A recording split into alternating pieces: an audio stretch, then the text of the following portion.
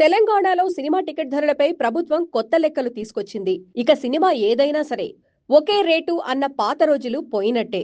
Screen స్థాయి, sound system ని బట్టి థియేటర్లను విభజించి టికెట్ ధరలు నిర్ణయించనున్నారు. 2K, 4K స్క్రీన్లు, 7.1 సౌండ్ ఉన్న థియేటర్స్ కు స్పెషల్ థియేటర్స్ కేటగిరీ.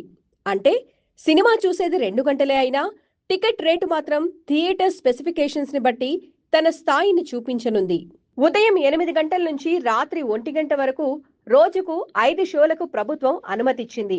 అయితే ఇక్కడ అసలు ట్విస్ట్ ఏంటంటే చిన్న సినిమా థియేటర్లో అడుగు పెడితే పెద్ద సినిమా దాన్ని బయటకు తోసేయకూడదట. అందుకే చిన్న సినిమాలకు ప్రతిరోజు కనీసం ఒక షో తప్పనిసరి చేశారు. అటు ప్రేక్షకుడి షోలు పెరిగాయి, ఇటు థియేటర్లకు కలెక్షన్లకు కొత్త టైం టేబుల్ వచ్చింది. సినిమా బాగుంటే ప్రేక్షకుడు వస్తాడు, టికెట్ రేట్ బాగుంటే మాత్రం ముందుగా జేబు మాట్లాడుతుంది. 100 కోట్లకు పైగా బడ్జెట్ ఉన్న సినిమాలను సూపర్ హై బడ్జెట్ చిత్రాలుగా గుర్తించారు. తొలి 10 రోజులు టికెట్ ధరలు పెంచుకునే అవకాశం ఇచ్చారు. అంటే సినిమా విడుదలైన 10 రోజులు హీరో స్క్రీన్ పై యాక్షన్ చేస్తే ప్రేక్షకుడి జేబులో మాత్రం యాక్షన్ మొదలవుతుంది.